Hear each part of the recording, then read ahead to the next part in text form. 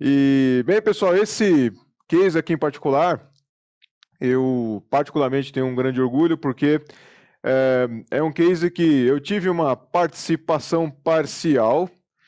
Vocês sabem, pessoal, que eu dou todo o mérito aí para o pessoal da Riachuelo e da Midway para a apresentação desse estudo, mas eu tenho um orgulho especial porque eu considero que o pessoal aí da Riachuelo são meus amigos aí e fizeram um excelente trabalho, tá?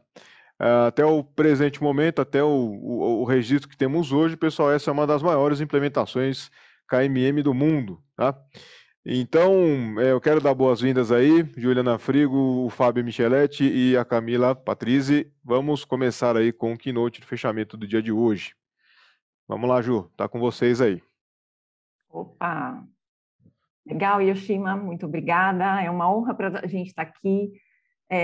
Ficamos mega felizes com o convite. E vamos lá, bora falar um pouco da nossa história aqui, que Muito bem, fiquem à você vontade, faz pessoal. parte também. Muito obrigado. Então vamos Vamos lá, lá. pessoal. Vou primeiro me apresentar aqui. Você quer falar alguma coisa, Yoshima? Não, acabou. Não, já vou desligar. Legal, legal. Então tá bom, pessoal. Vou me apresentar aqui, né? Eu sou a Juliana Frigo, eu sou Head de Agilidade e Governança da Riachuelo e Midway. Eu estou há mais de 2 anos na companhia, nessa liderança de criação, né, desse modelo de trabalho para a nossa companhia aqui. Eu já tenho mais de 25 anos de experiência na área de tecnologia, tá? Eu sou desenvolvedora de software inicialmente, passei a liderar a equipe de desenvolvimento, gestão de projetos, enfim, e assim foi a vida, e assim eu vim parar no caminho aqui da agilidade. E aí, esse é o Fábio. E aí, pessoal, tudo bem? Prazer, sou o Fábio, já estou aqui na Riachuelo tem pouco mais de um ano e meio, quase um ano e 8 meses já. 15 anos já trabalhando na área de TI, pouco mais de 10 anos trabalhando com a metodologia ágil. Já passei por aqui em 2019, então é um grande prazer estar de volta aqui com mais um case. Camis. Boa tarde, gente. É um prazer estar aqui com vocês. Eu sou a Camila Patrizzi, sou especialista de projetos ágeis na Riachuelo. Tenho 6 anos e meio, mais ou menos, de companhia. Meu foco ali está em ajudar os times a atingirem aqueles resultados expressivos, olhando ali para resultado, entrega de valor mesmo, end-to-end. Eu tenho 8 anos e pouquinho em tecnologia, mais ou menos 4 anos em experiência com a metodologia ágil. Também vim do mundo de devs, eu sou graduada em análise e desenvolvimento de sistemas e atualmente faço um MBA na USP de Digital Business. Joia, Camis. Bom, pessoal, então deixa eu falar um pouquinho para vocês sobre a Riachuelo, né? Muita gente não conhece, então legal contar aqui que a Riachuelo é apenas uma das empresas, né, do Grupo Guararapes, que é um grupo de mais de 70 anos no mercado. A gente tem 2 fábricas no Nordeste, em Natal e Fortaleza, né, indústrias têxteis e de vestuário, tá? 70% do que é vendido nas lojas é produzido por essas fábricas. O grupo tem uma transportadora que faz o transporte das fábricas para os CDs. Temos 3 CDs em Natal, Manaus e Guarulhos. Mais de 300 lojas por todo o Brasil. Tá? Novidades são as lojas Casa, Riachuelo e Carters. Um shopping e uma financeira, né? A Midway, que é uma das grandes emissoras de cartão do Brasil. E legal, inclusive, dizer que desse ano a gente fez o lançamento aqui da nossa conta digital. Aliás, vai aí o jabazinho, né? O QR Code. Então, quem não abriu a nossa conta aqui, a nossa conta digital não tem custo nenhum e é uma das grandes novidades desse ano, né? Das nossas grandes entregas da tecnologia junto com o Marketplace, tá?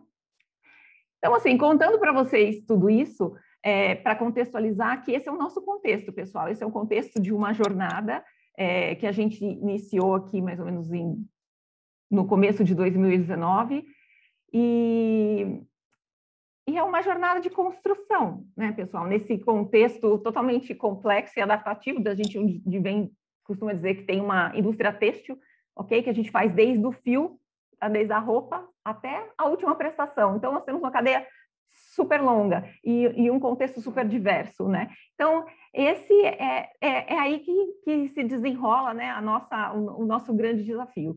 E para setar a expectativa com vocês aqui logo no começo, queria dizer que o que você vai ver aqui? Cara, você vai ver a nossa jornada de evolução, o que a gente tentou, o que deu certo e o que não deu, e um monte de coisa não deu, tá? E o que você não vai ver?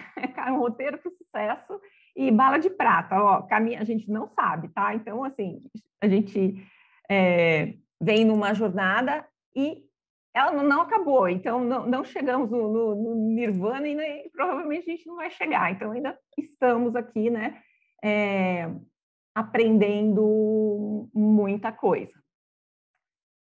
Queria falar para vocês um pouquinho sobre a Riachuelo Tech, né? A Riachuelo Tech é a área de tecnologia da Riachuelo Midway. Apesar de ter 70 anos, mais de 70 anos no mercado, né, o Grupo Guararapes, acho que é legal dizer para vocês que a área de tecnologia da Riachuelo ela tem um pouco mais de 2 anos e meio, né?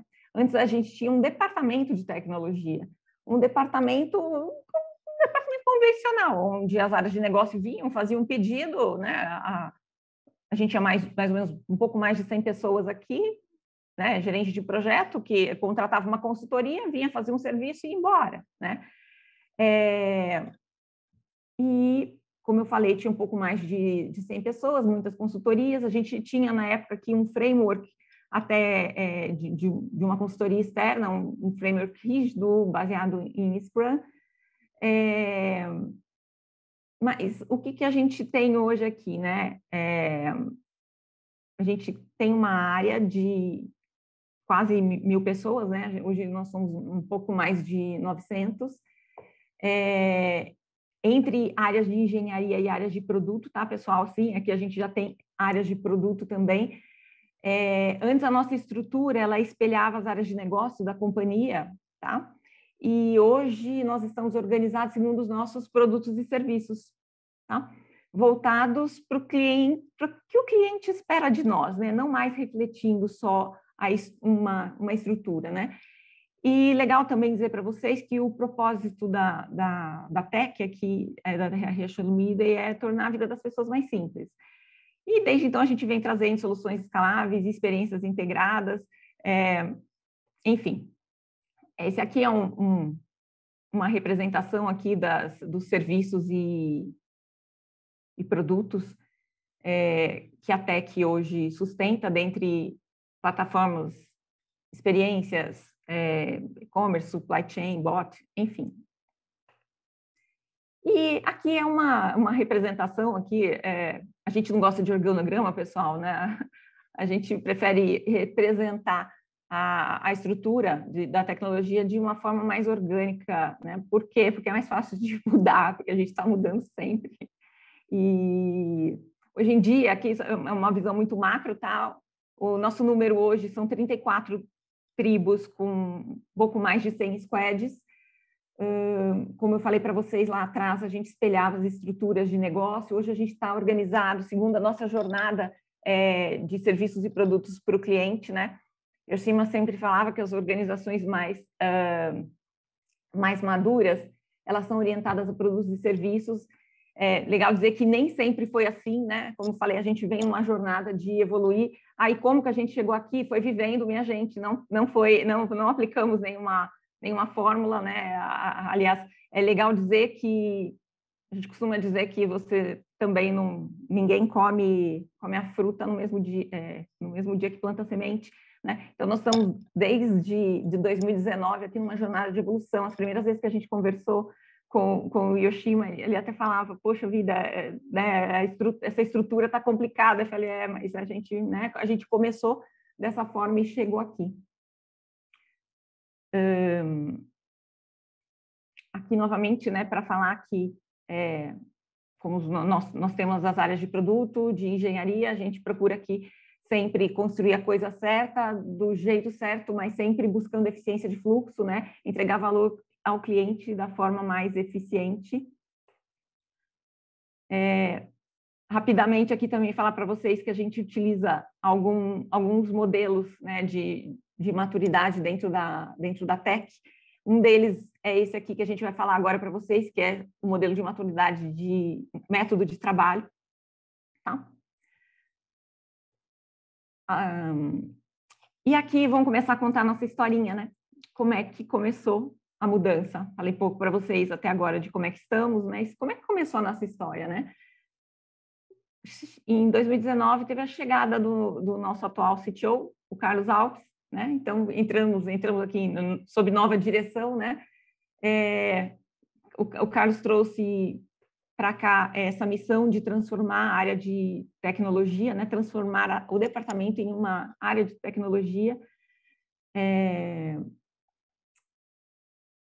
E o Carlos trouxe uma coisa, gente, da gente buscar a integração entre tudo o que a gente tinha e evoluir os nossos sistemas para efetivamente entrar em uma jornada de ecossistema, para a gente chegasse no ecossistema que a gente tem hoje aqui de produtos e serviços, né? Então, essa proposta foi realmente de transformar de dentro para fora e não mais de fora para dentro, né? Como eu comentei com vocês, a gente tinha uma consultoria aqui. E a proposta do Carlos foi, gente, vocês acreditam mesmo que alguém vem de fora, né, aqui e transforma a gente? Né? Não, é como se fosse uma pessoa, né? Ninguém transforma ninguém, né? A gente se transforma. E outra, pessoal, em um contexto onde a gente está com negócios tão diversos, né? Em um contexto que muda tanto, faz sentido a gente buscar um mesmo remedinho, né? Um mesmo método de trabalho, uma coisa só para todo mundo? Vai funcionar isso? Né? E aí começou, né, a nossa jornada. Então, tinha o Carlos, e aí, trazendo aqui uma frase do Steve Jobs, né? Porque o Carlos, quando falou para mim, aí, você acredita nesse negócio da gente transformar de dentro para fora? Vamos! Eu falei, vamos, né? Não sei como vamos fazer, mas vamos nessa. O primeiro passo aqui, né, no que a gente pensou foi, poxa, vamos trazer pessoas inteligentes e incríveis, né, para que elas dissessem para nós o que fazer. E aí a primeira coisa que nós fizemos foi, cara, vamos montar o nosso time de agilidade, né? Vamos buscar pessoas com conhecimento diverso, né, com perfis complementares, pessoas com visões diferentes, para trazer para a discussão nesse nosso momento de construção, porque, afinal de contas, pessoal, a inovação ela precisa acontecer na fronteira da divergência, né? Então, precisamos de muito conhecimento e muitas visões distintas para criar e para inovar. E aqui a gente está falando de liderança, né, pessoal? Liderança é core business, a gente não terceiriza. Então, foi para isso que a gente criou aqui dentro da Riachuelo um time para essa transformação que foi uma evolução, né? E uma coisa muito importante, pessoal, é que essa equipe de transformação ela é uma equipe de contracultura, né? Se a gente não for muito consistente com o que a gente fala e o que a gente faz, a gente não tem credibilidade nenhuma para chegar junto aos times e levar, né, tipo, ó, faz isso, mas eu não faço. Não, né? Então, foi aqui que a gente teve que praticar a transparência, a autonomia, enfim, tudo que a gente prega. Ok? Segundo passo, né? Então, aqui a gente foi à procura de um mentor, né? E aí eu vou falar um pouquinho, né? O meu primeiro contato com o Yoshimi em 2019 foi num workshop que ele fez, um workshop de 4 horas, onde havia a experiência do Kanban Game para executivos, né? E foi muito legal. E várias coisas ali chamaram a atenção. Eu falei, poxa vida, a abordagem evolucionária, e principalmente a questão do começa com o que você tem hoje, chamaram bastante atenção da gente. E aí nós fomos conversar com o Yoshima, falamos, cara, vem com a gente, né? Precisamos de ajuda, né? A gente tem um trabalho aqui para construir. E o Yoshima, ok, mas eu não vou fazer nada para vocês que vão fazer. Ok, tá bom, vamos nessa, né? E aí a gente combinou essas conversas, né? Essas sessões de tipo mentoria que a gente chama, tipo uma vez por mês ele ia lá bater um papo com a gente e a gente falava das principais dificuldades e vamos em frente, ok? E numa dessas conversas a gente combinou, vamos treinar a galera toda, vamos treinar o time de agilidade, vamos treinar 100% no KMP1 dos nossos squad leads e alguns tribe leaders fizeram também, né?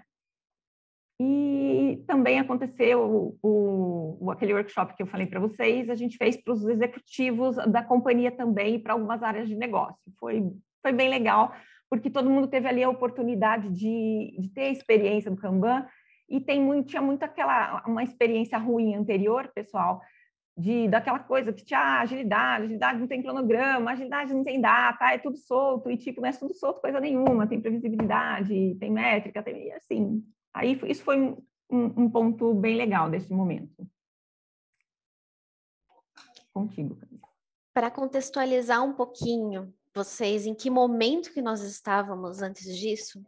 Em 2019 foi um momento em que os times já trabalhavam, 100% dos times trabalhavam com agilidade, e a gente começou a perceber que nós tínhamos times muito tarefeiros. Então, as equipes pegavam ali uma tarefinha, colocavam na mochilinha e ia até a finalização. A gente não estava conseguindo ver foco no valor. A gente não estava conseguindo focar ali em resultado. De fato, era muito em throughput, muito em entregas de pequenas tarefinhas, de pequenas histórias. E também percebemos que nesse momento a gente estava tendo times com silos. Então, estava gerando grandes silos, um problema muito grande de alinhamento, de comunicação entre as equipes, entre priorização. Fora uma dependência gigantesca na época do nosso Scrum Master, que é o papel que nós tínhamos em 2019. Tinha uma dependência gigantesca dele para conduzir cerimônias, se ele não tivesse, não tinha cerimônias. Tinha um grande volume de dependências, de impedimentos, e os times trabalhavam basicamente com o Proto-Kanban, o to do, do and done, o que era uma visão mais limitada, porque a gente não conseguia analisar gargalos, a gente não entendia de fato o que estava acontecendo dentro daquela equipe, por que não estava entregando, por que falhavam sprints uma atrás da outra. Pode pular um, Ju, por favor. E aí foi o momento em que a gente começou de fato essa transição. Só que o problema é que a gente não queria uma coisa agressiva. A gente não queria parar o que todo mundo estava fazendo, a forma que eles estavam trabalhando e mudar tudo. E nesse momento que o Kanban ajudou muito a gente. Como a Ju disse, foi muito forte para a gente esse princípio de começar com o que a gente tem. Não precisava mudar nada. Da forma que a gente tem, a forma que os times já estão estruturados, como que a gente adapta isso? Então, 100% dos squad leads e dos consultores foram capacitados para o KMP1. A nossa ideia nesse momento era, de fato, preparar um capital intelectual para as pessoas conhecerem o Kanban, como trabalhar com o Kanban, como de fato aplicar isso no dia a dia. O game ajuda muito, porque de fato as pessoas já saem da sala querendo experimentar isso. Então, foi até desafiador, porque nós não tínhamos tantos braços para quando saiu todo mundo da sala, no dia seguinte eles já questionarem como é que a gente começa a aplicar isso. Cada squad lead rodou lá um static, a gente ajudou eles a facilitar um static para entender o melhor workflow, a desenhar o melhor sistema ali, o melhor fluxo para a equipe deles. E aí, nesse momento, é que a gente começou a colher algumas coisas. Pode passar um, Ju. Que foi quando nós estávamos num formato presencial ainda, E nesse momento os times começaram a olhar o fluxo deles end-to-end. Eles começaram a olhar ali tudo que entrava, da onde que vinham as demandas, se de fato eles tinham capacity para tudo isso, depois de ter visível tudo que eu tinha no upstream para chegar, tudo que eu tinha andando no downstream. E começaram outros desafios, né? Agora, como que eu vou gerir riscos para antecipar alguns impedimentos? E nesse momento a gente se pegou pensando, agora como é que nós vamos ajudar esse time a entender onde estão as dores ali dentro, para de fato a gente evoluir um novo step. Então, como a gente sempre fala, a cada evolução nós estamos olhando um pouquinho mais para novos desafios, né?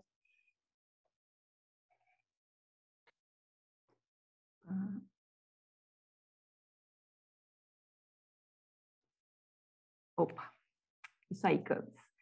E aqui, só recapitulando, né, pessoal? A gente tinha um CTO com a gente, dizendo, vai lá e faz, né? A gente formou um time de gente capacitada, inteligente, para trabalhar com autonomia, para construir pista para voar. Um mentor que estava ali para ajudar a gente uma vez por mês, ia lá, ajudava a dar uns insights, falar, cara, por aqui não, por ali, né? Legal. Até acho que numa das vezes aqui tem a brincadeira, né? Até ele ficou meio passado aqui com a gente, mas assim, tem essas coisas, vamos lá, vamos em frente, né? E aí, no dia a dia, a gente começou a pensar aqui, questionar, poxa vida, como é que eu encontro, né? Como é que eu crio uma trilha para os times evoluírem, né? Como é que eu dou para eles uma estradinha, né? Para eles buscarem essa evolução. E aí foi a questão de, poxa, acho que a gente precisa de um modelo de maturidade, mas a gente começou a olhar os modelos de maturidade no mercado, a gente começou a encontrar coisa muito complicada, grandona, né? E falava, meu, cara, a gente gosta de coisa simples, né? Para começar. E a gente viu até outros modelos, né, que eram semelhantes à auditoria, checklist, a gente fala, cara, não queremos auditoria, não, né? Então, um dia, uma pessoa apresentou para a gente isso. Só abrindo um parênteses, né? O Yoshima ficou meio nervoso ali, ficou meio... Fica tranquilo, Yoshima. A foto ficou bonita. Então, aí, nesse caso, foi apresentado o KMM, né? Só que daí começamos a olhar um modelo que teríamos como base, if only, se a gente pudesse adaptar isso para o nosso contexto, para o nosso mundo, desde que a gente conseguisse adequar para a nossa realidade. A verdade é essa. Então, assim, a gente sabe que o KMM ele é focado no CMMI, entre outros, né? E a gente pensou, poxa, talvez caiba. Passa aí, Ju, por favor. E aí começamos a pensar muito nesse modelo, né? A tradução ali está bem semelhante mesmo do KMM em português, né? Seguindo muito, né? Que os resultados seguem as práticas vão seguir a cultura e a cultura vão seguir valores, né? Esse é um dos mantras que a própria Kanban tem e a gente seguiu isso a grosso modo. Então, assim, a gente pensou muito nos valores. O que a gente quer conquistar para essa mudança começar a acontecer, né? Então, poxa, se a gente tem alguns valores, a cultura, teoricamente, ela começa a mudar, e a gente vai analisar a gente vai ter como critério algumas práticas que a gente vai ver. Poxa, tá dando resultado isso? Isso é resultado de negócio, não é resultado de entrega. Poxa, né? Estou entregando só tarefa? Estou entregando só débito técnico? Às vezes isso sim pode estar atingindo o cliente final, mas, poxa, a gente tem que estar entregando um resultado no final. Então, sim, ali já é o modelo, né, a explicação deles. Por que a gente começou a seguir? Então, o R3M foi totalmente baseado no KMM, e a gente está em franca evolução nessa parte. O nosso R3M é de Riachuelo, Maturity Model Midway. Nesse primeiro momento, essa foi a nossa V1 desse modelo. Tivemos, basicamente, a cada trimestre nós temos uma evolução. Essa é uma régua que nós utilizávamos para conseguir medir qual que era a nossa intenção, que os times atingissem esses valores de acordo com cada nível de maturidade. Apesar do KMM ter 6 níveis, nós olhávamos aqui, ainda olhamos especificamente até a maturidade 3, para tirar uma foto da nossa maturidade organizacional. Só que ao invés de sentar ali com os times e perguntar, vocês têm tomada de iniciativa, vocês têm colaboração, a gente começou a levantar quais seriam as práticas para cada nível de maturidade que nós iríamos considerar. Então, por exemplo, um time de maturidade 1, nós estamos olhando ali junto com eles se de fato eles possuem gestão visual, se eles fazem Kanban ou Daily Meeting, se eles têm clareza ali do commitment point, se realizam ali algum mecanismo de melhoria contínua, planejamento trimestral, se eles se sentem parte, participam. Então, para cada nível de maturidade, a gente olha algumas práticas junto com eles. Nós também temos a distinção entre o que é transição e consolidado. Então, quando um time realiza boa parte das práticas dessa maturidade, ele está de fato em transição. E quando ele já realizou todos aqueles itens, ele está consolidado. Como que ele evolui entre uma maturidade e outra? Para ele ter um consolidado ou uma transição da maturidade 2, ele precisa também realizar todos os itens de maturidade 1.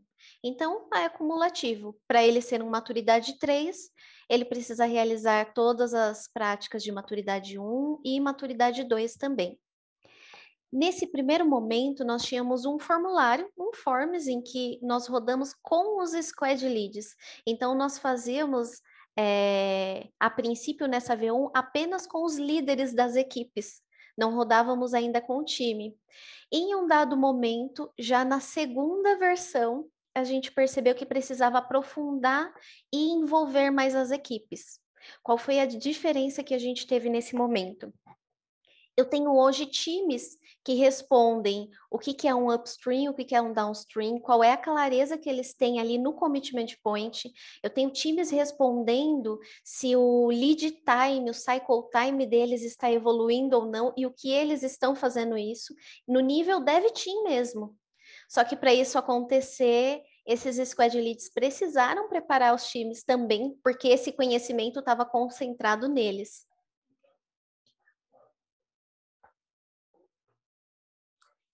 O que nós fizemos com essa maturidade, tá? Esse aqui ainda são os resultados da primeira. Nós extraímos alguns insights, porque, claro, apesar de ter uma visão para os squad leads trabalharem em plano de ação individual com a equipe, nós tivemos insights para trabalhar ali uma direção da célula ágil como um todo. Então, alguns dos insights positivos nessa primeira. 100% dos times trabalhavam com gestão visual, seja física ou digital. 71% das squads faziam um plano de ação ali, tinham algum ciclo de melhoria contínua, um ciclo PDCA. E num nível de maturidade 3, 73% das squads estavam fazendo gestão de impedimentos. Esses foram os pontos mais positivos dentre todas elas. E os pontos negativos, que a gente chama de o bode na sala, né, Ju? 31% das squads não estavam confortáveis ainda com o detalhamento de backlog.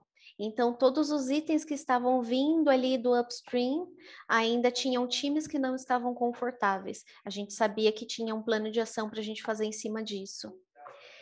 Olhando para a maturidade 2, 82% das squads não possuíam o WIP, ou tinham um WIP de enfeite. De fato, eles não estavam fazendo um controle, não estavam gerindo esse WIP. Porque no primeiro momento, todos eles jogam ali o WIP, a quantidade de dev teams que eles tinham dentro da equipe, e por algum motivo já começava a passar despercebido, eles ainda não estavam vendo o valor.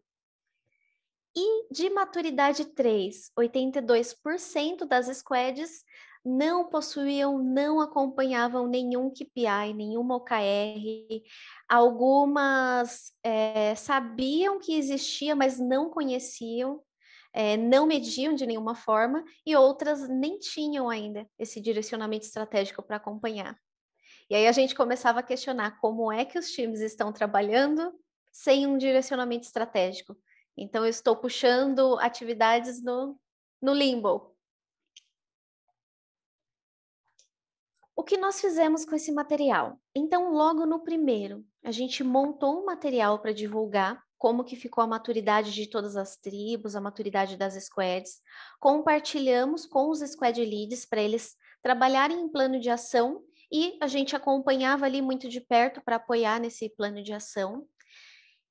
E de uma forma consolidada, nós começamos a trabalhar em plano de ação de uma forma geral na célula ágil. Então, os pontos que mais chamaram a atenção nos itens negativos, para a gente começar a trabalhar ali, para começar a evoluir esses números nas seguintes. E, por sua vez, comunicamos ali o próximo ciclo, que nesse momento ele começou a acontecer trimestralmente. Bom, aí seguindo aqui, para a gente tentar cumprir, eu vou tentar acelerar um pouquinho, tá, pessoal? Alguns dos insights ali que a gente tinha era que não tínhamos OKRs ou algumas metas que validavam a entrega de negócio. O que acontecia? Estava sendo tarefeiro, estava só fazendo feature teams, né? Então estava só entregando por entregar, não estavam impactando totalmente o cliente final ou até mesmo o que o negócio precisava. Então, uma das coisas que a gente começou a se basear foi dentro do Fight Levels, né? Então, poxa, a gente consegue, dentro dessa oportunidade, mostrar que a gente precisa falar a mesma língua dentro da nossa organização. Então, eu tenho as áreas de negócio, eu tenho a área de tecnologia, eu tenho a área de produto, poxa, vamos todo mundo falar a mesma língua. Então, definição de OKR, né? Para pelo menos ter uma meta em comum entre todos. Ter uma visão sistêmica, né? Então, o lado tático, gestão do fluxo, e a parte operacional ali com a parte de métricas e eficácia dentro da parte operacional, que é dentro dos times. Pode passar. Aí o modelo baseado que a gente utilizou é em cima do Flight Levels mesmo, né? Então, do Klaus aqui, trazendo até o crédito para ele, né? E aí a gente gerou... Pode passar, Ju, por favor. A gente vem fazendo alguns ciclos, então a gente começa a olhar para a gestão do sistema. Tem muito a melhorar? Sim. É o mundo perfeito? Não. Então, a gente tem muito a melhorar, mas são alguns ciclos que a gente vem fazendo aqui. Então, a gente tem alguns ciclos de PDCA, gestão de sistema, temos planejamento trimestral de apresentação, já foi a nível de tribo, então, poxa, o que cada tribo está entregando, quem que entregou e tudo mais. Hoje a gente está falando a nível de serviço ou produto, mas tem muito a melhorar também ainda. Tem alguns OKRs que são, na verdade, KPIs, métricas de vaidade ou até mesmo de saúde, né? Então, assim, a gente está melhorando. Não chegamos num ponto que a gente considera o ideal ainda, mas é o que a gente tem, então é o que a gente está trabalhando. A parte de alinhamento melhorou bastante, como eu disse, né? Então, a partir do momento que a gente tem algumas metas que são comuns entre áreas ou entre departamentos, seja lá como vocês queiram chamar, a gente começa a ter um alinhamento melhor entre todos. Começamos a gerenciar um pouco mais dos riscos, que é bem importante, e começamos a falar de discovery. A área de produto aqui também é bem nova, não tinha esse pilar de produto, então a gente começou a falar de discovery. Poxa, a gente está validando algumas das ideias, a gente está trazendo algumas hipóteses? Não, sim. Então, poxa, como que a gente começa a fazer isso? Então, inclusive, foi construído um playbook para validar as etapas de ciclo de vida de produto e por aí vai. Aqui já é como que era antes, né? As equipes não olhavam para a parte de features ou épicos, né? Então era muito operacional. E aí começamos a ter um Kanban de portfólio real. Pode passar. Isso. Essa aqui é um exemplo do que foi utilizado para a entrega da conta de pagamento da MIDA, inclusive, antes de ir para a produção para todos. A gente fazia o ICRIS com mais de 16, 17 times, se eu não me engano. Poxa, todo mundo, times, eu digo assim, tribos e áreas, tá, gente? Não era só tecnologia, eu tinha áreas de negócio participando também. E era meia hora, durava isso, rapidinho, a gente passava pelo board, né, com completude dos itens, então era um racional que era igual para todos. Não era, o meu é o PPT, ou não, o meu é o papel de pão. Não, aqui a gente começou a falar a mesma língua e todo mundo tinha o mesmo racional.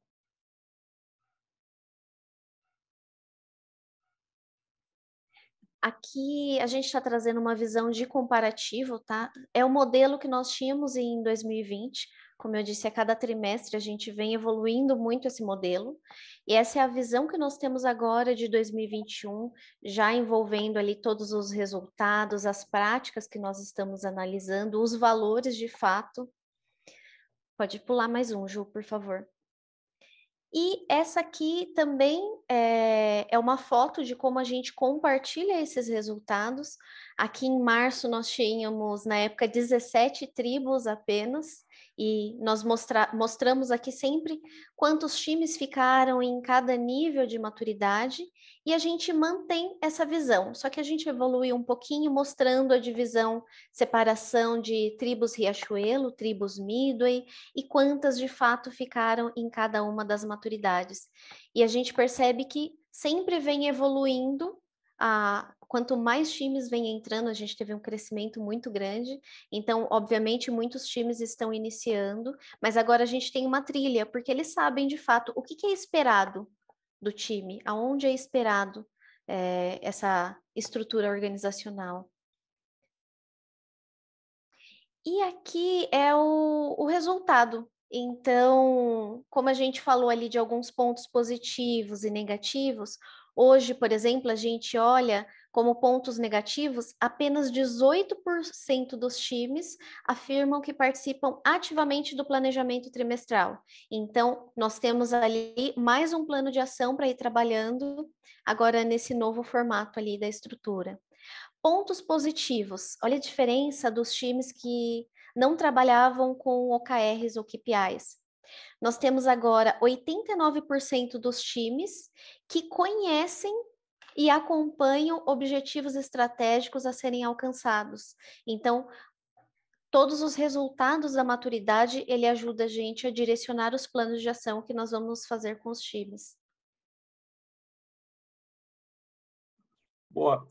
Aqui já é respondendo até uma pergunta ali que alguém colocou sobre que a gente está analisando a nível de time. Na verdade, não. A gente começou, sim, analisando a nível de time, a nível de squads.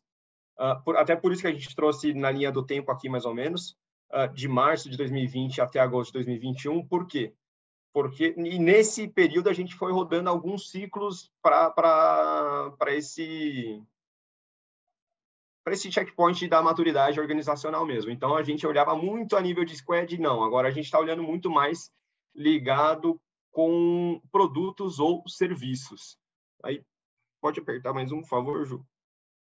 E aí, até fazendo um link aqui com o que a Teodora falou ontem, né, como keynote, a gente avalia se o serviço ou o produto ele é customer facing ou ele é cross-service. Ou seja, se ele trabalha muito mais numa infraestrutura ou coisa do tipo, porque tem sua importância também.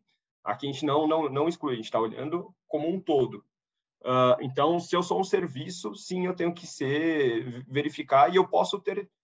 Foi até uma pergunta do Yoshima ontem para ela. Eu posso ter uma área que é cross-service, ou seja, eu não sou customer-facing em nível 3? Ela respondeu que sim. E, inclusive, eu posso até iniciar a utilizar o KMM e essa mudança, essa transformação digital, inclusive com essas áreas que são cross-services e que estão numa maturidade maior. Porque eu vou dar o exemplo dessa área e utilizar nas outras e começar a evoluir as outras, né? Começar a ter a régua, não avaliando por baixo, mas sim por cima. Então, assim, poxa, se eu tenho uma no nível 3, o que eles estão fazendo diferente? O que a gente pode ajudar? E como que eu consigo igualar a régua entre todos? Então, aqui é para mostrar que eu tenho, sim, esse quesito foi uma evolução que a gente não tinha. E aqui a gente começou a avaliar isso também, e temos o histórico, né? Então, poxa, se a gente está em mais de 2020, a gente consegue avaliar como cristão? Então, assim, a gente tem ali se é a primeira vez que rodou, se não rodou, se ele se manteve, se abaixou, por que abaixou, então a gente, né, vai avaliar, vai tentar entender qual é o contexto do porquê que diminuiu. Poxa, perdeu o Kanban de portfólio. Não estou olhando mais métricas. Enfim, quais são as práticas ou valores que a gente começou a deixar para trás? E como que a gente faz um plano de ação lá naquele slide que tinha a partir de PDCA, é aí que entra. Então, poxa, como que a gente retorna esse serviço ou esse produto a ser Maturity Level 2, ou Consolidado 2, ou 3, enfim. Isso. E uma coisa importante aqui, né, para complementar, é que quando a gente não tem as práticas consolidadas, pessoal, dentro do time, quando o time perde uma pessoa e vai embora, o time baixa a maturidade, né? Então, por isso que a gente fala que precisa realmente, o time precisa estar envolvido no processo todo e ele precisa conhecer, ele precisa ver o valor na prática, porque senão ele não faz, né? E aqui, pessoal, próximos passos, né? Como é que a gente vai continuar? A gente vai continuar evoluindo e mudando, né? Por quê? Porque toda vez que a gente faz um ciclo, desde que a gente conclui o ciclo, existem, poxa, dá tudo certo. Cara, não, dá um monte de coisa. Depois a gente fica lá batendo cabeça e falando, meu, que droga, né? Putz, eu não prestei atenção nisso. Mas a gente aprende muito com isso, né?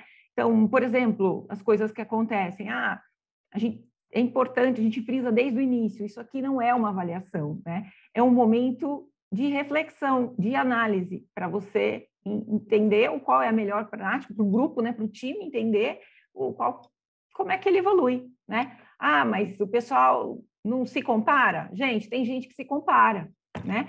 Por mais que a gente fale 500 vezes, mas assim, vamos lá, vamos continuar falando, não é para você comparar, né? É para você refletir. Aí tem milhares de coisas também, tem tipo, poxa, já teve gestor que depois de um ciclo veio brigar comigo, né? Eu falo, por que meu time caiu? Eu entrego para caramba. Eu falei, eu não estou falando que você não entrega, eu estou falando que em nível de algumas práticas aqui pode não ser sustentável a linha do tempo esse teu momento de entrega. Mas eu sou melhor que o outro time. Não se compare, né? Mas, gente, tipo, isso a gente precisa continuar reafirmando o tempo todo, porque sabe aquela cultura, aquela que come a estratégia no café da manhã? É isso, gente. Você precisa reafirmar algumas coisas o tempo todo, né? Porque é o contexto. Ô, Ju, tem até uma pergunta aqui que o Reginaldo colocou ali no chat. As perguntas Legal. Eu não estou vendo todas ainda, mas ele perguntou: vocês acompanham o lead time que cada time, tribo evolui na transição entre as maturidades? Sim, a gente tem um dado, um indicador que a gente chama aqui de indicador de eficiência operacional, que a gente olha throughput, o lead time tanto de upstream quanto de downstream. Uhum. E olhamos também a parte de qualidade, né? A gente tem alguns pilares e a gente olha, então, bugs em produção, que é o cliente sendo impactado real. Então, assim, poxa, nessa tribo, ou nessa aliança, ou nesse serviço, como que está a qualidade? Então, a gente consegue avaliar e a gente tem essa régua aqui, e a gente consegue dizer, poxa, está precisando de ajuda, não está precisando de ajuda, eu sou proativo em ajudar, ou se não, assim, poxa, eu preciso de alguém ajudando tal serviço ou tal produto? Não, às vezes eles conseguem tocar por si só. Então, através desse indicador, a gente consegue até não ser totalmente reativo e só atuar quando alguém pede ajuda. E sai do feeling, né? A gente usa os dados. Isso. E, assim, o objetivo disso é fazer realmente com que o pessoal dos times olhe para isso, né? Reflita, não é pegar as métricas de um time e comparar com o outro. Não, pelo amor de Deus, nunca, né? Cada um tem um contexto, né, uma história, uma característica que precisa ser levada em consideração. É um contexto complexo adaptativo, né? Não dá para comparar. Então é isso. Eu não sei se o Yoshima está aí, quer fazer abrir alguma coisa aqui?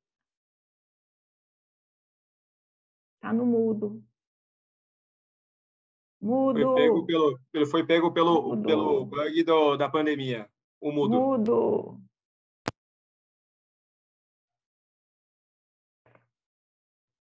Nada ainda. Que sacanagem, gente. Cadê o Yoshima? Fala, tá mudo.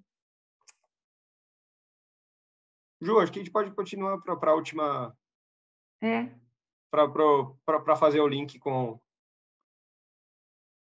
o Tá, será tema que aqui. enquanto ele vai vendo aí a questão do som? Não, vai tentando falar aí. Oi? Alô? Oi! Oi. Aê, galera. Rock, eu tive que chamar a ajuda do Rock aqui. Essa piada é velha, né? Nossa. Galera, eu tô com um backlog aqui de perguntas aqui. Eu acho que a apresentação de vocês está batendo recorde de perguntas aqui, que tem 14 perguntas pendentes aqui. Dá até para vocês fazerem um curso aqui com o conteúdo de vocês. Mas tem algumas perguntas legais aqui. Vocês estão terminados? Podemos fazer perguntas ou vocês têm mais alguma? Não, a gente só queria agora aqui mostrar a galera que faz parte disso e super agradecer a esse time incrível. Agradecer também as pessoas que não estão mais conosco, mas que passaram por aqui e deixaram sua marca. E é isso, Yoshima. Vamos embora, vamos responder esse monte de pergunta aí. Legal, vamos tentar responder todas aqui. Eu vou fazer, pessoal, como eu tenho feito das outras vezes, tem perguntas melhores para o final, mas depois, conforme for também, o pessoal aí da Riachuelo, da Midway, são de casa, a gente pode até chamar eles para o Flow Review um dia aí para responder as outras perguntas, tá? Primeira pergunta, achei bem legal aqui, do Vitor Azevedo. Ele perguntou, você comentou sobre ser um time de contracultura. De que formas a organização apoiou esse movimento cultural? Para vocês não precisarem depender só do skill de convencimento do time. Puxa vida, né? Vou ter que falar a verdade aqui, Yoshima, que, gente, o movimento, a nossa evolução, ele começou dentro da tecnologia, né? Tipo, no começo a gente encontrou bastante resistência, pessoal. Então, até por isso eu comentei aqui dos workshops que o Yoshima fez aqui com as áreas de negócio também. Cara, a gente tem... Poxa, a gente lançou mão de muita coisa, assim, né? Poxa, eu me lembro dos workshops, eu lembro da gente fazendo algumas abordagens, né? Para que o pessoal experimentasse algumas coisas no dia a dia, porque existia realmente muita resistência. Então, assim, a gente contou realmente com a gente, né? E com a pandemia, isso mudou muito, né? Veio acho que tudo que a gente fez dentro da tecnologia e até, né, depois quando a gente precisou potencializar canais digitais e muito rápido, e a gente conseguiu fazer essas coisas, provocou na companhia toda uma grande curiosidade, né? Tanto que hoje em dia não é mais assim, tá? Hoje em dia tem dentro do RH uma área de transformação digital, hoje em dia eu posso dizer que mudou muito, mas o começo foi difícil mesmo. Não, sim, eu acompanhei esse movimento na cultura de vocês e eu acho que o ponto que foi interessante, eu lembro, Juliana, como se fosse hoje, o momento ali que acho que foi possivelmente o momento da virada. Eu lembro o Júnior comentando comigo, foi talvez um dos últimos encontros nossos antes da pandemia. Pessoal, existe uma mudança significativa, você pode ter certeza. Existe uma mudança significativa quando uma organização para de falar das picuinhas internas e começa a falar do cliente. Eu lembro como se fosse hoje o Júnior chegando e comentando para mim, Rodrigo, mas pô, o cliente está reclamando do tempo de demora da área da logística, da distribuição, tá, não sei o quê. Ali eu falei, nossa, olha só, é a maturidade 2 emergindo, né? É a maturidade 2 emergindo e a cultura muda, pessoal, mas não atue diretamente na cultura. É isso que nós tentamos fazer com o KMM, lidere com valores, né? Lidere com valores. E ali eu olhei um momento ali incrível de emergiu o valor de você se orientar ao cliente, emergiu o valor ali de você ter conhecimento do cliente, ou comportamento de maturidade 2. Mas eu não vou palestrar, pessoal, só foi uma observação aqui. Vitor, obrigado pela pergunta. Pergunta do Rodrigo Reguini aqui, tá? Como o CTO recebeu a ideia de ir para Kanban? Houve alguma resistência da parte dele? Em relação ao C-Level, houve resistência a essas pequenas mudanças? Obrigado. Vamos lá, resposta aí. Cara, o nosso CTO foi o cara que até hoje sempre deu a maior pista para a gente, tipo, cara, é nisso que vocês acreditam, é isso que vocês... que incentivou, na verdade, e quem trouxe, acho que o Yoshima para cá para conversar com a gente foi ele mesmo. Então, assim, resistência zero, muito pelo contrário. E qualquer outra coisa, gente, qualquer outro né, sei lá, método que a gente entendesse que fosse, que fosse trazer algum valor, que fosse ajudar a gente em alguma coisa, a gente traz e não encontra a resistência dele aqui dentro, né? Não. Agora, C-Level hoje em dia não, tá? Hoje em dia a gente, inclusive, está fazendo reuniões baseadas em OKRs com C-Level, e foi difícil no começo convencer, sabe? Assim, mas, pessoal, o Carlos também repete sempre que a confiança é a consistência no tempo, né? Então, ganhar confiança, você precisa ganhar confiança mesmo da organização, né? E aí você consegue como? Com resultado, com consistência, é tempo, gente, é tempo. Demora. Se olhar, Ju, se a gente olhar até mesmo lá no KMM, a parte da confiança é um dos pilares. E quanto pior, podemos dizer, a minha maturidade, ou seja, eu sou um M0 ou um M1, a confiança é baixa. Quanto mais eu vou aumentando, ela vai aumentando a confiança, então eu consigo ter mais pista, né, igual você falou. E não necessariamente isso seja um problema, porque temos times que rodam Scrum hoje também. Então, assim, não necessariamente é Kanban o tempo todo. Não, a gente não está olhando o método em si, a gente está olhando o serviço ou o produto.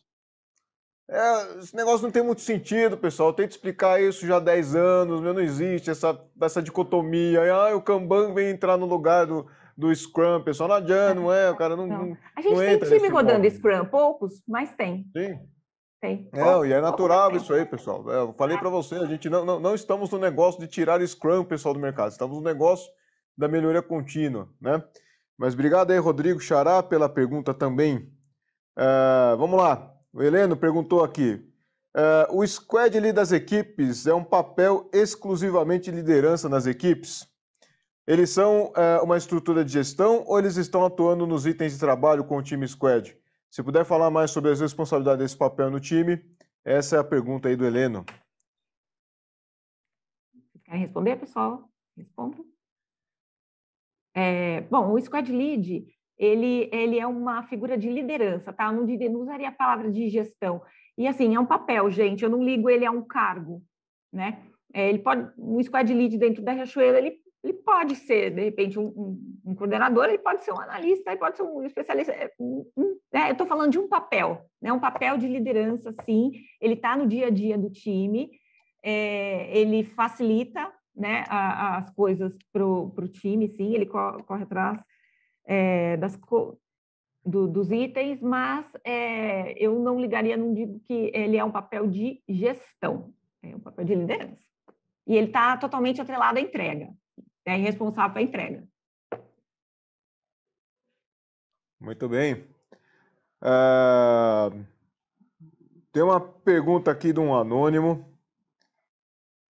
A pergunta dele é: qual foi o método de coleta e análise dos insights positivos e negativos? Desculpa, confundi, Beto. Essa foi a pergunta do Milton, na verdade, não foi anônima, não. Quando nós extraímos as métricas, as maturidades, a gente joga todas elas para um Excel. Nós temos pesos.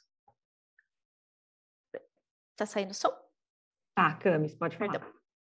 Nós temos pesos, então itens que foram respostas positivas ou negativas, e aí a gente faz o cálculo desse peso para dar qual é a porcentagem de pessoas que responderam, de squads que responderam uma pergunta negativa ou positiva.